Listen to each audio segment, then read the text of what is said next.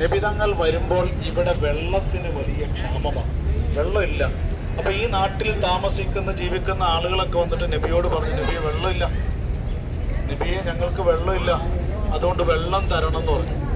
അപ്പൊ നബിതങ്ങൾ പറഞ്ഞത് എന്നോട് ചോദിക്കേണ്ട കാര്യമല്ല, ആരോട് ചോദിക്കണം? ഇത് എന്നോട് ചോദിക്കേണ്ട കാര്യമല്ല, ആരോട് ചോദിക്കണം എന്ന് പറഞ്ഞ് അവരെന്ത് ചെയ്തു? നിരാശപ്പെടുത്തി മടക്കി വിട്ടു.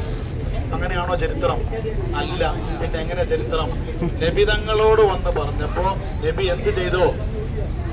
ഈ കാണുന്ന കിണറിന്റെ അടുക്കൽ വന്ന് നിന്നിട്ട് നബിതങ്ങളുടെ കൈ ഇങ്ങോട്ട് കാണിച്ചു. എവിടേക്ക്? ആ കിണറ്റിലേക്ക്. ആ കിണറ്റിലേക്ക് കൈ കാണിച്ചപ്പോൾ നബിതങ്ങളുടെ കൈയിന്റെ വിരലിന്റെ ഇടയിൽ നിന്നിട്ട് വന്നിട്ടുണ്ട് വെള്ളം വന്നു. ആ വെള്ളം എന്താണ് ഈ പുരോഹിതൻ പറയുന്നത്? സുഹൃത്തുക്കളെ, നബി സല്ലല്ലാഹു അലൈഹി വസല്ലമയോട് വെള്ളം ചോദിച്ചപ്പോൾ അള്ളാഹുവിൻ്റെ റസൂല് വെള്ളം കൊടുത്തു, അതുകൊണ്ട് നബിയോട് ചോദിക്കണം എന്നാണ് ഇയാൾ പറയുന്നത്. ആലോചിച്ച് നോക്കൂ നിങ്ങൾ. നാട്ടിൽ നിന്ന് പരിശുദ്ധമായ ഉംറ കർമ്മം നിർവഹിക്കാൻ വേണ്ടി സാധുക്കളായ ആളുകളെ വിശുദ്ധ ഹറമുകളിൽ അല്ലെങ്കിൽ ഹറമിൻ്റെ പരിസര പ്രദേശങ്ങളിൽ കൊണ്ടുവന്ന് അവരെ കൊണ്ട് ഷിർക്ക് ചെയ്യിപ്പിക്കുകയും അവരുടെ വിശ്വാസത്തെ പോക്കറ്റടിക്കുന്നതാണ് നിങ്ങൾ ഈ കണ്ടുകൊണ്ടിരിക്കുന്നത്. നിങ്ങൾ ഈ സംസാരം ശ്രദ്ധിച്ചോ? അതിൽ ചോദിക്കുന്നുണ്ട് ആവശ്യങ്ങൾ ആരോട് ചോദിക്കണം എന്ന്. ഈ സാധുക്കളായ മനുഷ്യരോട് ചോദിക്കുമ്പോൾ അവർ പറയുന്നുണ്ട് അള്ളാനോട് എന്ന്. നിങ്ങൾ ആ ഭാഗം പ്രത്യേകം ശ്രദ്ധിക്കണം. നോക്കൂ നിങ്ങൾ, അതാണ് മനുഷ്യൻ്റെ പ്രകൃതി. ആ പ്രകൃതിയിലാണ് അല്ലാഹു സുബ്ഹാനഹു വ തആല നമ്മളെ സൃഷ്ടിച്ചിട്ടുള്ളത്. ആ ഫിത്രത്തിൽ നിന്ന് ജനങ്ങളെ വഴിതെറ്റിക്കുകയാണ്, ജനങ്ങളെ വഴികേടിലേക്ക് നയിക്കുകയാണ് ഇതേപോലെയുള്ള പുരോഹിതന്മാർ ചെയ്യുന്നത് എന്ന് ശരിക്കും നിങ്ങളൊക്കെ മനസ്സിലാക്കേണ്ടതുണ്ട്. ചരിത്രം വളച്ചൊടിച്ചുകൊണ്ട് ഷിർക്കിലേക്ക് കൊണ്ടുപോകുക, ആടിനെ പട്ടിയാക്കുകയാണ് ഇയാൾ ചെയ്യുന്നത്. ഇയാളുടെ ഈ സംസാരം കേട്ടാൽ എന്താ തോന്നുക?